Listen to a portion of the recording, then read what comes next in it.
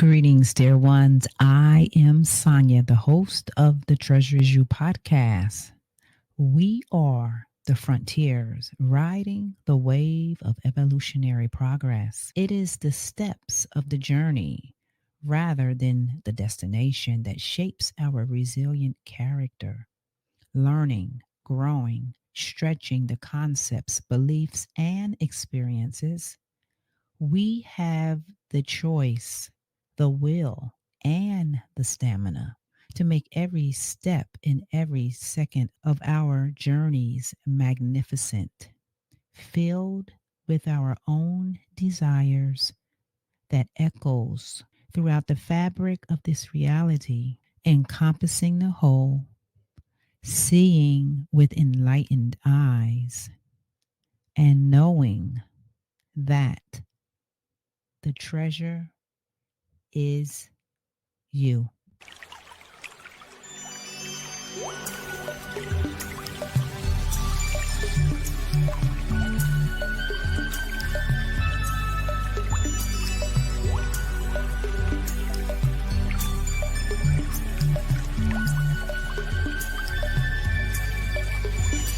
Hello, dear ones. As you can see, I have a beautiful guest on the Treasure Is You podcast, and her name is Carolina Sotomayor. I would like to give a brief description of her. She is a fertility Reiki womb healer, serving women who are trying to conceive. She is the founder of Make a Baby membership, a monthly membership providing monthly live Reiki healing Zoom calls, also providing Reiki guided meditations, pre-recorded healing modules, and masterclasses. Carolina has personally coached and helped women all over the world with over 95 babies in the world. She is attuned to 4 different lineages of Reiki and is a proven medium connecting mom and their spirit babies. After conceiving her own son with Reiki, Carolina has been on a mission to help women conceive with energy healing and heal through pregnancy and postpartum. So I welcome you, Carolina, to the Treasures You podcast. Thank you so much for having me. It is a true honor to share space with you. Yes. I love your voice. Thank you. Well, for me, when I came across your website, I just thought, wow, this is such a gift that you are putting into the world and helping women. And I just resonate with that. I'm grateful having you on the podcast. It is my truest honor. It is my life purpose. Is what I'm living right. And it's really a blessing to be able to be living your life purpose. I'm 40 and I discovered it shortly after my son was born, probably when he was around 16 months. It all came together, it all collided. I was already Reiki attuned. I was already serving people and I started to see patterns. I'm a great observer. By career previous, I was pharmaceutical manufacturing and I had training in auditing and all of those things and observing patterns or things that are outliers, those kind of things. Yes. And what I noticed when I was serving women after I was attuned to Reiki, everything went back to the womb. And so whether they were trying to conceive, if they were in menopause, if they were working through marital issues, if they were single and trying to find a partner. I live in the Midwest. A lot of people, it's very family focused, very marriage focused. Right. And everything went back to the womb. And I was like, what is this? Why? It always went back to one particular chakra. And that was the chakra. I was like, wow. I would see women. I used to practice in person out of a chiropractor's office. I would see groups of women, they weren't a particular group, but the people that would come for a while all seemed to have the same theme. And they weren't connected. They didn't know each other. I'm like, wait. And then the next wave of new customers would come and it would be 3 to 5 and they would all have a similar issue. And then when we would heal that spot, but then it would always go back to the womb. So it was okay, scan. And then the womb would come up. And what I had noticed was as women what comes up in our womb, in our sacral plexus chakra, is the need to feel safe. Right. Our need to feel our emotions. And the more I learned about that particular chakra, and the more that I learned like what influences that chakra, just not physically, because when you learn Reiki initially, you just learn, is it blocked? Is it closed? The spiritual classes initially that I took didn't speak to what relationships and roles of people in your life could impact that chakra. Right. Or what life events and at what ages can block that chakra or influence your later. I started to see women who were starting to conceive. The chiropractor would treat women. They would get acupuncture before their IUIs or after. And she would be like, can you do Reiki? So then we would like do a combo. They would get acupuncture. And then I would come in and do Reiki. And that was my first like intro to doing fertility focus on those. And then I was like, oh wait, this has the same pattern too as a woman who are not trying to conceive. And then I was like, wait a minute. So what are my overall seeing? It doesn't mean I didn't see other blockages, but the main thing was like, if they had trouble speaking up in their throat, and then it'd be like, okay, so why can't you speak up? Or why are you shy to speak up? Be like, I don't feel like I can trust the person. And that goes back to feeling emotionally safe. So my core pillar is if we can make a person feel safe, emotionally safe, I'm assuming you're physically safe, then that sets the stage for something magical and transformative to happen. If I can make you feel safe, your body's going to relax. Right. Your chest is going to open. You're going to sit differently. You're going to make decisions differently. You're going to be open to receive different perspectives. Right. You're going to heal faster. And feeling emotionally safe, there are some similar, like there's some common ground that everyone can share. But that might look different for everyone because everyone's life experiences are so different. Right. And their traumas are so different. For me, when women are trying to conceive, what I noticed is that their fathers were so important if they were struggling with infertility. And I'll explain this. It is the number one wound in the womb. Those words can blur together really fast, so you don't overpronounce them. Is the father wound, because our fathers are the first ones that are supposed to keep us safe or make us feel safe. They're the first ones that will teach us how to receive love from a partner. Right. And what your father's relationship was like with you between 0 and 7 is actually the most important. That's where all the root causes are.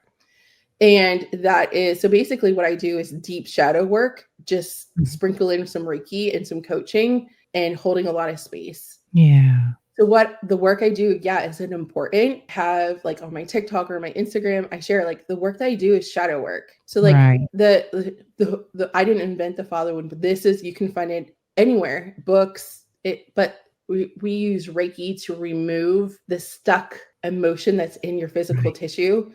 So that whatever you are doing with your fertility plan, whatever you are doing with your doctor, if you're doing Clomid or if you're doing natural, or if you're preparing for, I get women at all stages of their fertility treatment plans. Some of them are 2 weeks right before an egg retrieval. Some is a couple days before an embryo transfer.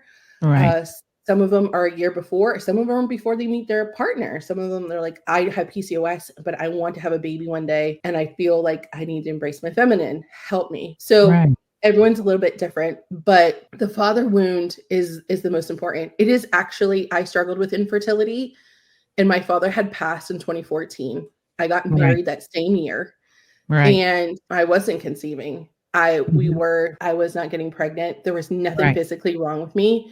I went to the specialist and she's like, and then my husband had suggested at the time, he goes, you probably should see someone for grief counseling.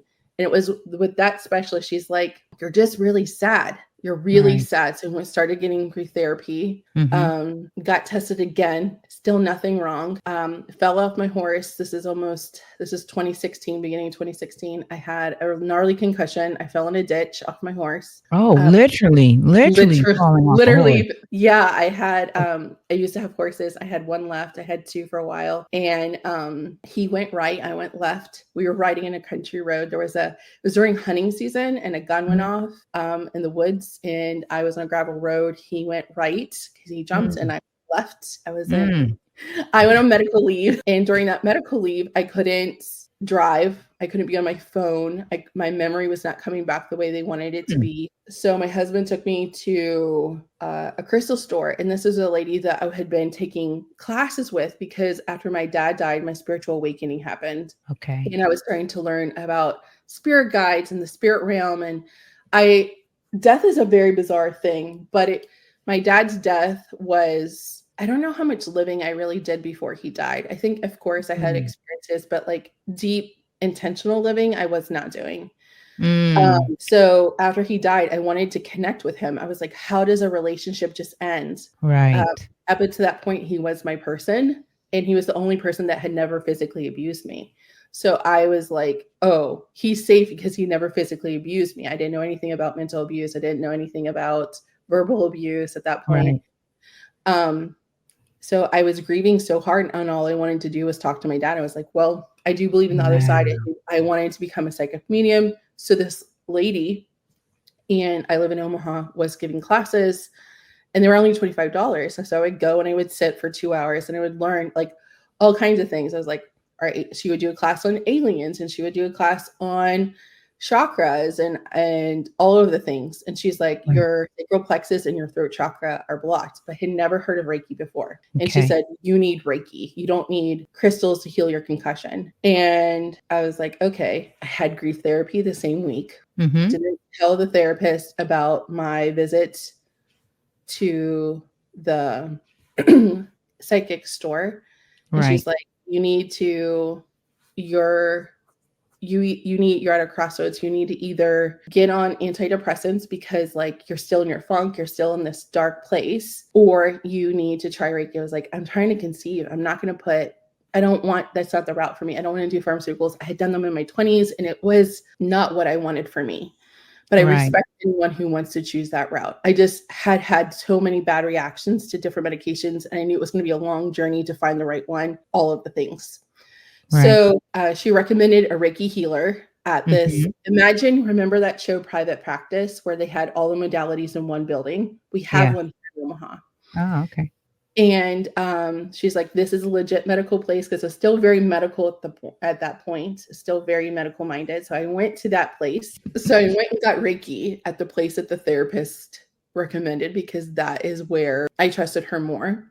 Right. It was very medical minded. Got Reiki. And on the way there, I told my husband, well, the psychic said that I need to, and because the lady said, like, you're not conceiving because your throat and your sacral plexus are blocked. And she had said, like, I didn't need any healing for my concussion. I needed to heal these chakras because that was blocking me from conceiving. I couldn't drive, so he was driving me. And I said, I told him, I was like, we don't get pregnant soon. I don't want to do IVF. I don't want to do any fertility treatments. And I remember the statement. I remember the stop sign where we're at. And I said, I've suffered enough in my life. I don't want to suffer anymore. Right. And I said, I want to know if you would be okay if it was just you and me. And he looked at me. He goes, I will be okay if it's just you and me. And I like felt it in my soul. Wow. Went and got the Reiki session. He waited for me. And during that Reiki session, it was the first time I could fully take a deep breath in almost 2 years. Because this was February of 2016. And I was pregnant the next month after the Reiki session. Yeah. So I got pregnant after. That's what started my Reiki journey, was I was able to conceive with Reiki. It went full circle for me. And then I got Reiki through my pregnancy, my birth, and my postpartum. And I had severe PPA and PPD. And with talk therapy and the regular Reiki sessions, I was able to function and return to work. And eventually through Reiki trainings, I was like fully able to overcome my postpartum, it was really rough. Right. So I want to just ask, so you had never heard of Reiki? Right. Not until she mentioned it to me. Not in her classes. I'd probably taken like 4 or 5 classes at that point, but they had never mentioned energy healing. I knew crystals could heal, and that was the extent of like what I thought crystals had powers, and that was the extent of, and I was learning everything on the spiritual side, but no one had ever mentioned energy healing to me or Reiki. Right. Yes. So this was like a brand new world for you, like everything, opening up. I mean, as far as the furthest I had played was with a pendulum. Right. And I was not doing it safely or correctly then. Mm-hmm. Since then have learned so much, but yeah. No, I had not learned, not until she explained it to me, and then I started to Google it. And the lady I went to, I call her my Reiki mother. She was a trauma massage therapist who also did Reiki. Oh, wow. So my first Reiki experience was a Reiki massage. Mm-hmm. And I particularly think that because I was so ready to be done. I was so tired of being sad from the grief. I was so tired of being almost 2 years of our marriage up to this point. I don't remember much. There was so much trauma after my dad died. I told my husband, I was like, I don't remember. I remember being really angry all the time and really sad. If I wasn't mad, I was sad. Right. And the only time I felt normal was when I was on my horse riding or at the barn, because he was very grounding for me. We had another horse that passed away actually 1 year after my dad died. So in 2015, the same week that my dad passed, my first like soul horse, she passed away. So it was like the first 2 years of our marriage were rough. Just a lot of grief, but not just from my dad. 3 days after my dad died, my grandpa died. So it was like a triple effect. And it was just really heavy. So like to get that Reiki session and take a full deep breath, I was like, no, that's exactly what it is. I didn't talk. I mean, I talked to the therapist, and we did EDMR. We did so much stuff. But yeah, there was like 3 deaths there. My dad, and then his dad died 3 days later, and then my horse a year later. What? And then I had 2 horses. So the last horse, he lived quite a long time. But yeah, so that Reiki was kind of like, it physically removed the things that the talk therapy couldn't. Right. They would have never thought that. No, I didn't know that pain could be, that was the first time I learned that like your grief could be physical. Right. I just thought I was tired because I literally thought I was being lazy because I was tired. And I just didn't know. I just didn't know there was an emotional connection to your physical body. I just thought I was like, all right, I'll drink another Monster drink and we'll get up and go, or I'll drink another coffee and power through the day because I worked in a manufacturing plant. I had to, it was not, the library. Yeah, exactly. I had to go. Yes. I learned a lot from just my own journey, and because of my own journey, a lot of people who host space and who are in the birth space or in the fertility space, they get into that work because they have some type of life experience that altered their existence, and they're like, well, I have to make an impact. Right. Because of my experience in postpartum was much more severe than I would say my postpartum was much more severe than the pregnancy and then the fertility, which were both very complicated and traumatic. Right. When I first opened my Reiki business, I was like, women need to know that they have an option in postpartum. And before I would go to the chiropractor's office, I would take my table to new moms' houses if they were newborn with their newborns, and I would give them Reiki in their houses. And then I moved to the chiropractor, and now I'm just strictly online. So my modality is Reiki, but I focus it on the womb. And my philosophy is very simple. The more that we can heal up front, the less complicated fertility, pregnancy, birth, and postpartum will be. If you heal the root causes, the seeds of where all the symptoms are coming from, the less complicated it will be. In my postpartum, I had an abortion in my 20s, and I was assaulted in my 20s. And I had not shared the assault with anyone, not even my husband. I did share that I had an abortion in my 20s, and that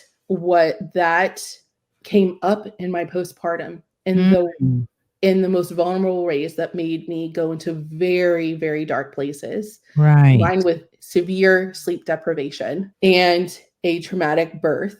That makes for a very messy situation. So the Reiki actually made me feel stable enough to function and to care for baby and to care for myself, to make a turn. But it was not without deep work in it.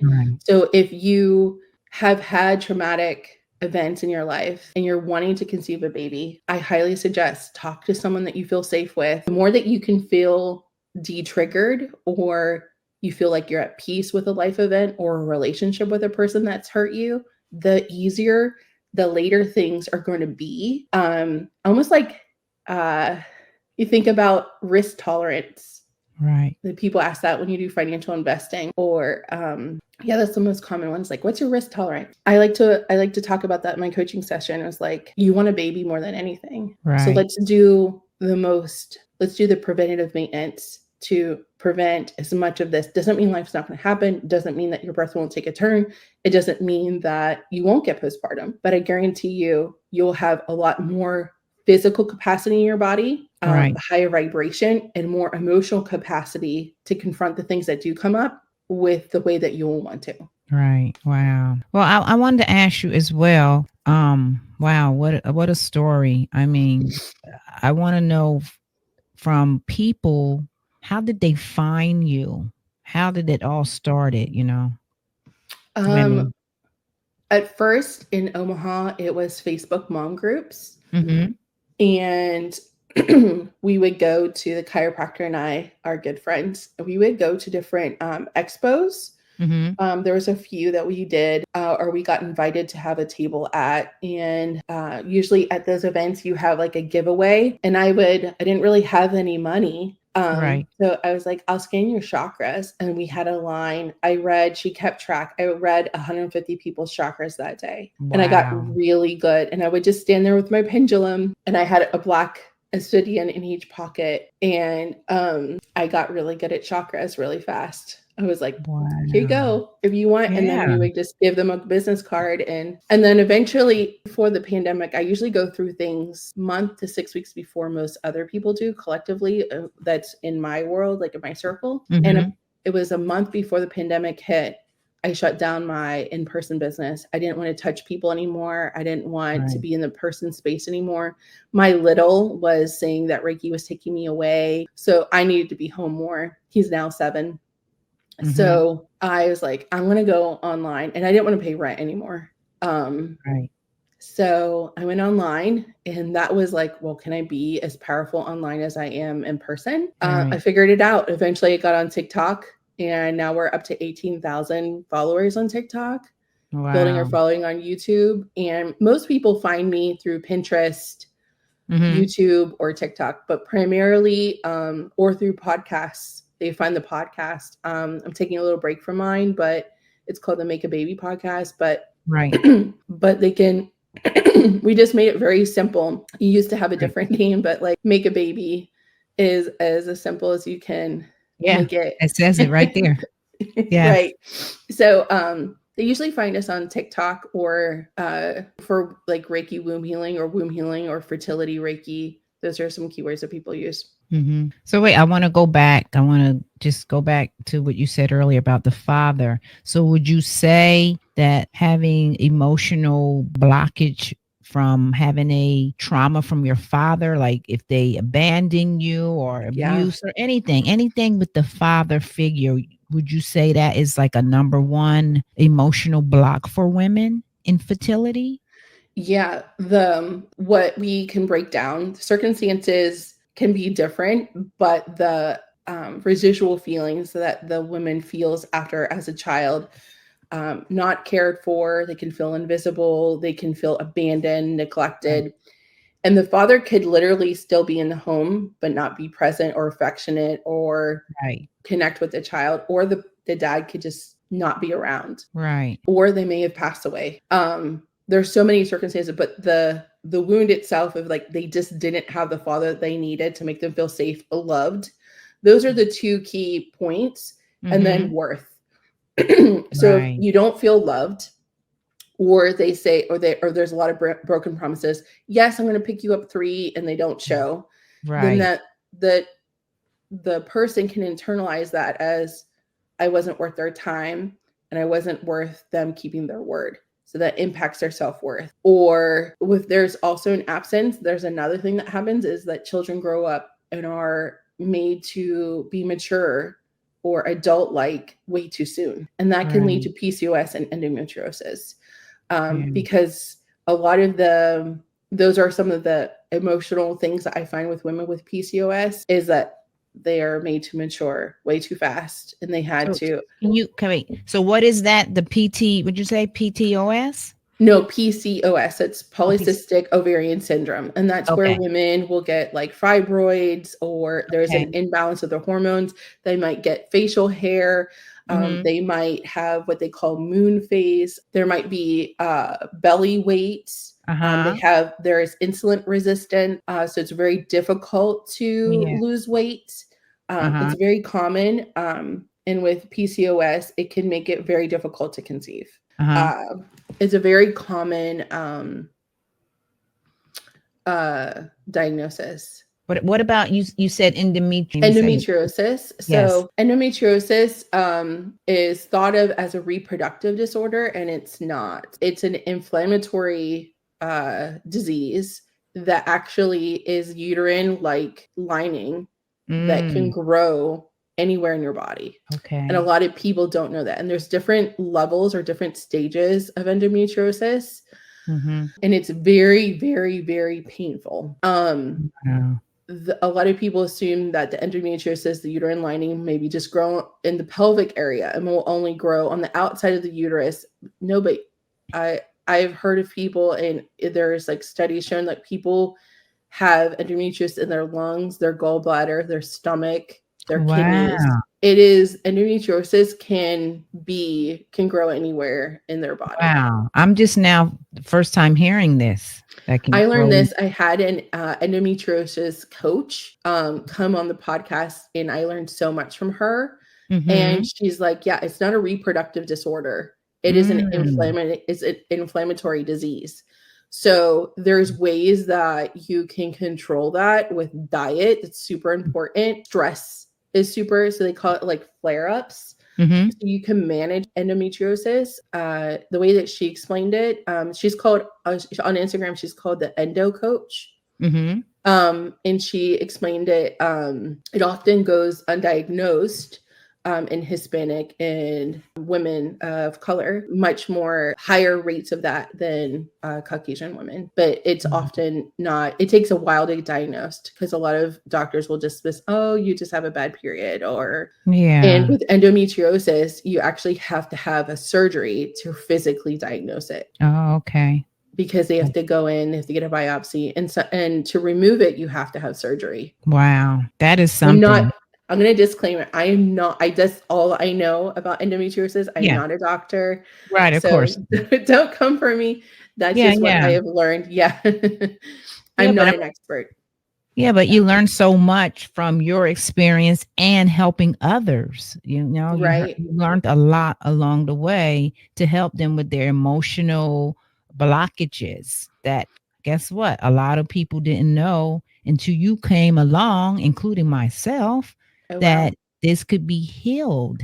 I always like to say Reiki doesn't replace a great relationship with your doctor. Right. And if you find a good doctor, Reiki can only enhance what you're doing. Right. It will allow you also to better advocate for yourself, because you'll feel stronger within who you are. Just amazing.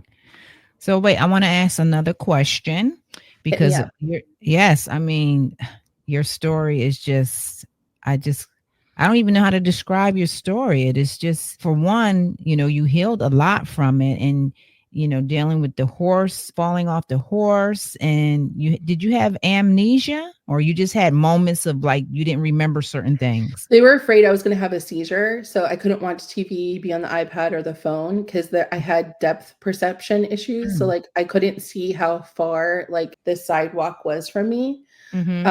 So like stepping on a curb, I would miss the curb. So I was on medical leave for about 2 months. And it's during that 2 months I got the Reiki, and I actually became pregnant.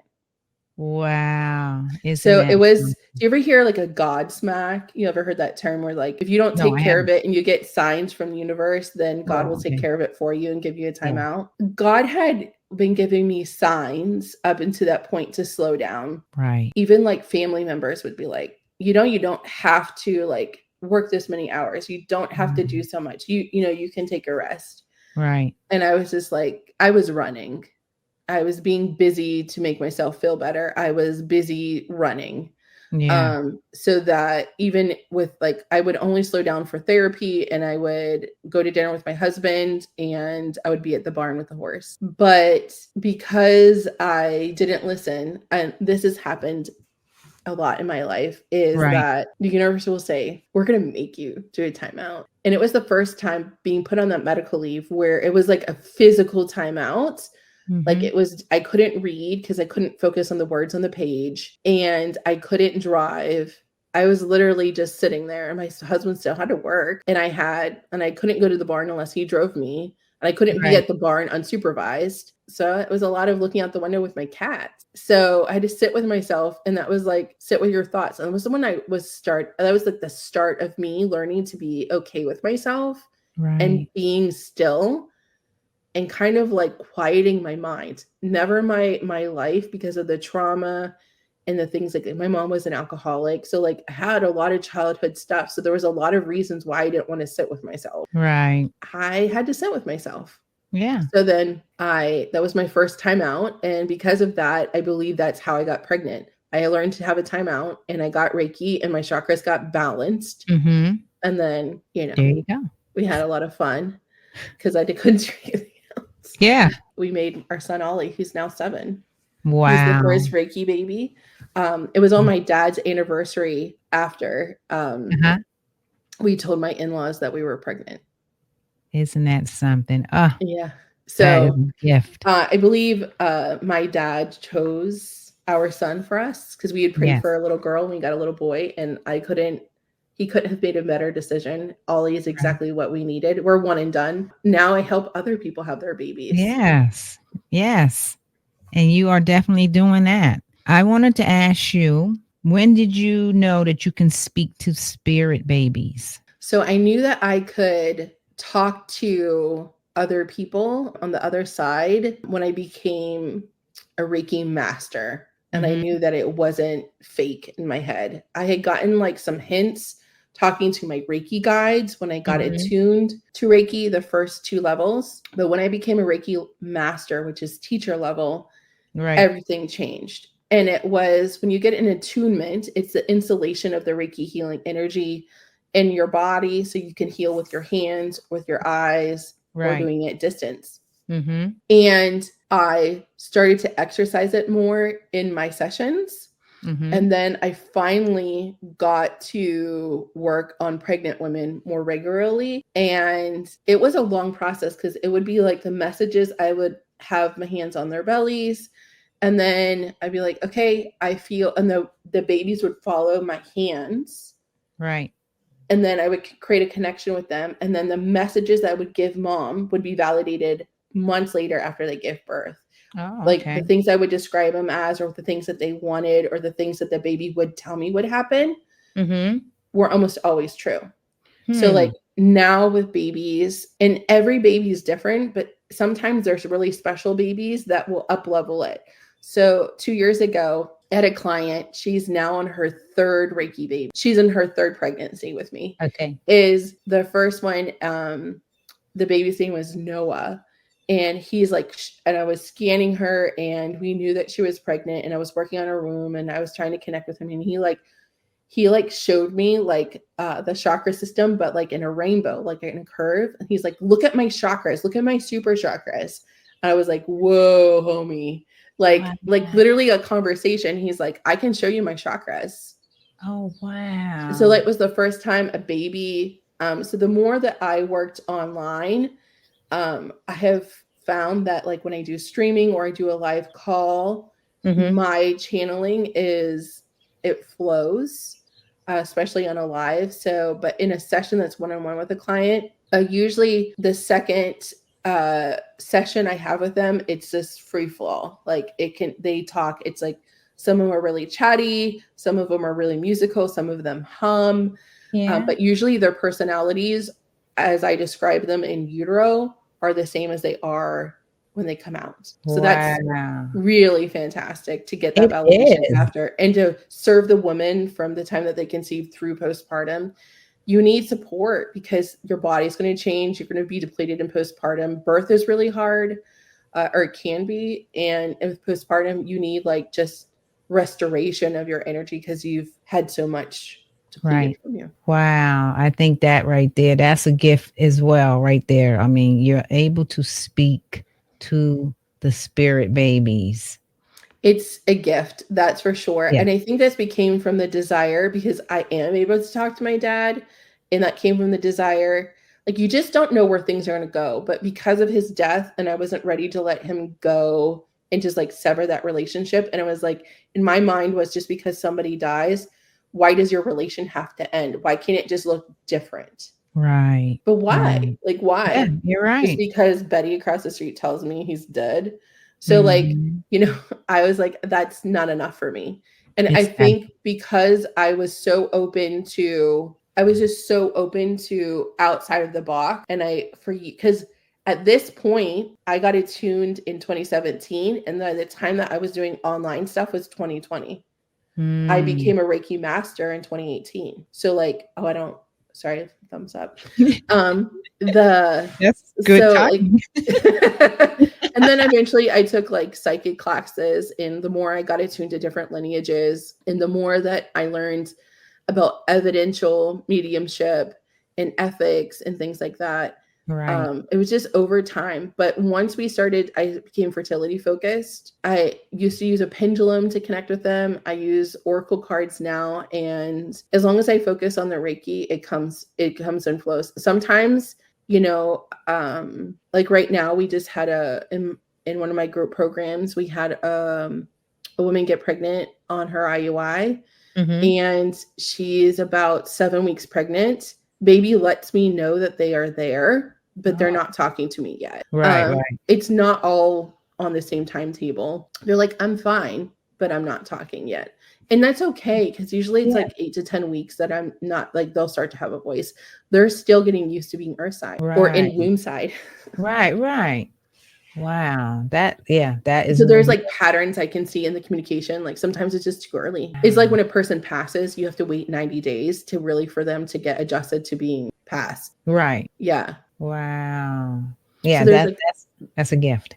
Thank you. It just has happened so many times that now I am like, oh, okay. It's just very like, you get conditioned. You can be conditioned good or bad. And I've been conditioned, and it's happened so many times. I'm like, oh, this is very real. And I can do this. And these symbols mean this.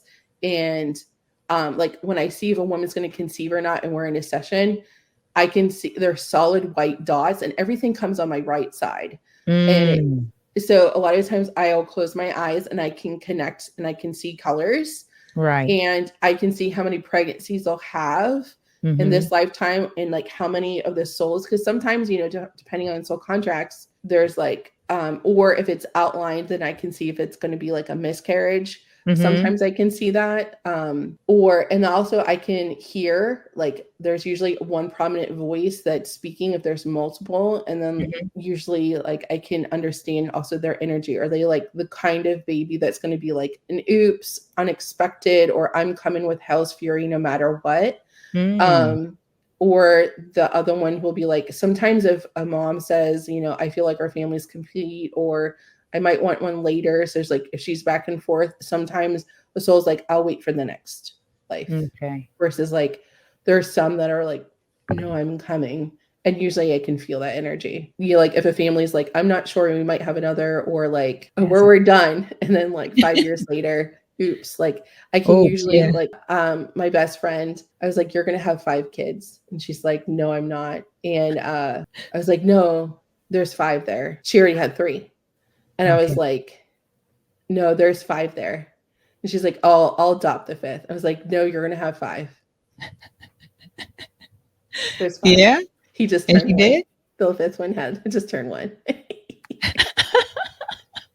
Wow. She's like, I did not believe you. I was like, it's there. Take it or leave it. It's there.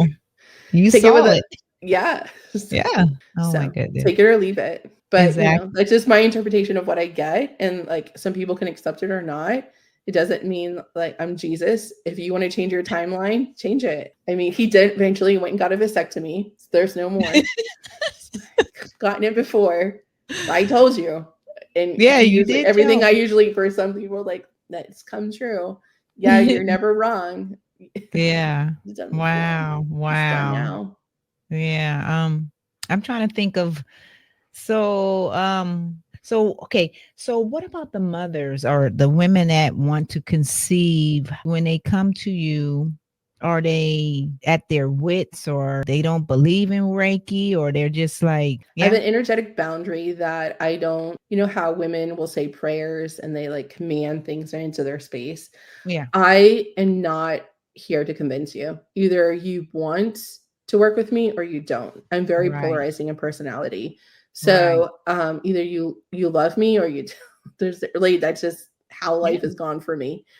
Yeah. If you want me to explain it for you, but if you're going to ask me if this is going to interfere with your faith, we can have a conversation, but that's really a question you should be asking yourself, and you should be doing more research. There's more about, I'm about like your name, sovereign. So you need to have sovereignty and empowerment. I'm going to put it back on you. I'm not responsible for your faith or your beliefs. I can give you resources and links, but it's up for you to decide what this is and how that lands for you. So for women, usually come to me because they want to connect to their spirit babies. They want their wombs that they do believe, like on all my intake forms, is like, I'm looking for something different. I want to connect to my soul. I want to connect with my baby before they're born. I want to not feel this way. So they are physically feeling the emotional blockages.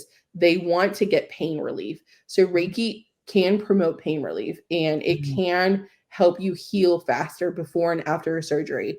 It can raise your vibration. I want to make life, I feel stuck and I don't know what else to do. I feel like this energy is heavy on me and I can't get it off of me. Right. Those are all the common things that I say or that I hear. Right. Okay. Well, we're going to move on now to which you shared a little bit, but what is the actual Reiki Baby Movement?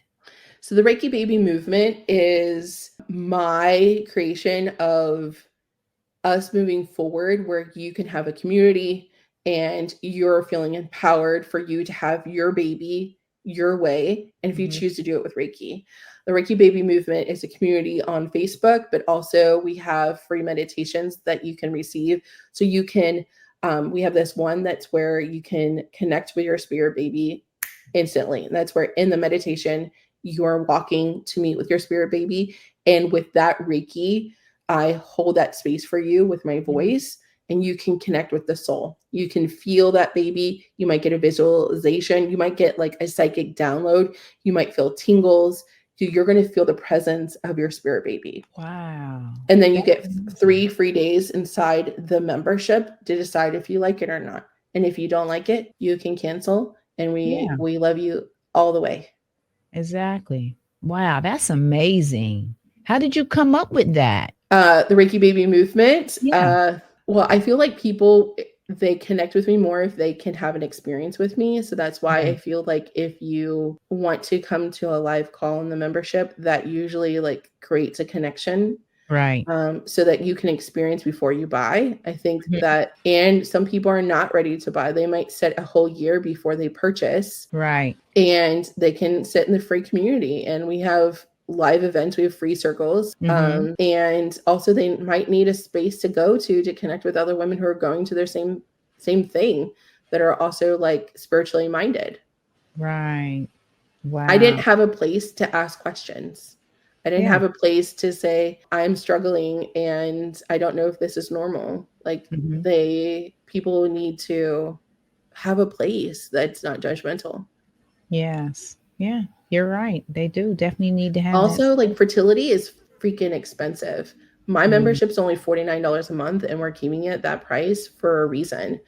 It's because there is, depending on your cost of your insurance, if you get insurance coverage, IUIs and IVF are thousands of dollars. IUIs, and then buying sperm if you have to, is another radio.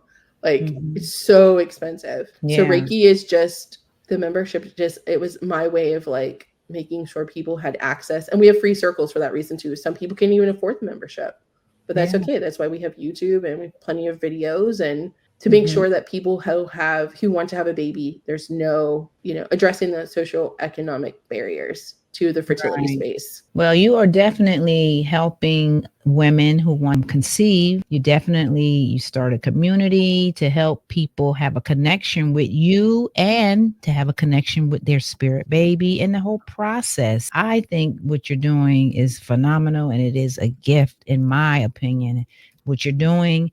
And I just wanted to ask you before we leave to say your website, and you can say maybe one last word to the viewers and the listeners, to if anybody is wanting to conceive, any advice you would like to give to them, and we're going to end the show.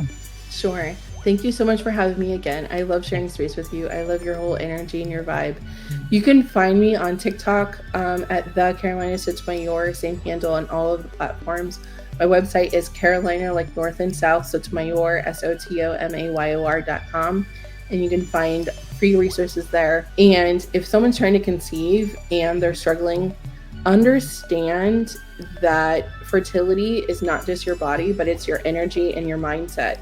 And the sooner that you can let go of how it was supposed to go, the sooner you can let it unfold the way it's supposed to be for you.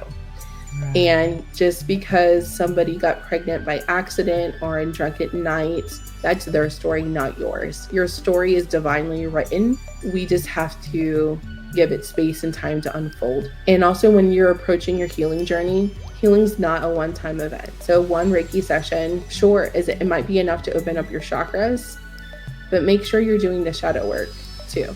Like, right. It's not, because Reiki can quickly be done, but it also can be quickly undone by actions or conversations. Mm-hmm. It's not, so I highly recommend having a relationship with healing. Mm-hmm. Just like you have a money relationship, make sure that you have a relationship with healing. Right. Wow. Yes, that's very good advice. As I end on my show, I say to my listeners and the viewers to remember the present moment. And we are just so grateful to have you here on the Treasure Is You podcast, Carolina, because you gave a lot of wisdom for women and for men. It could be husbands listening to this, and you gave a lot of wisdom, and I appreciate you, because I learned today a lot of stuff here that I didn't know. And thank you so much. Yes, I am so grateful, because you definitely have a gift, and you are helping women to conceive and to help them at least acknowledge that they have some blockages and some traumas, and this could be affecting them. And you're helping them to bring more harmony into their body, into their mind, into their spirit, so they can have peace and harmony in their life. You are a gift. Thank you so much. Again, as I always say, stay in the present moment, and always remember, dear people, that the treasure is you. Take care, and namaste.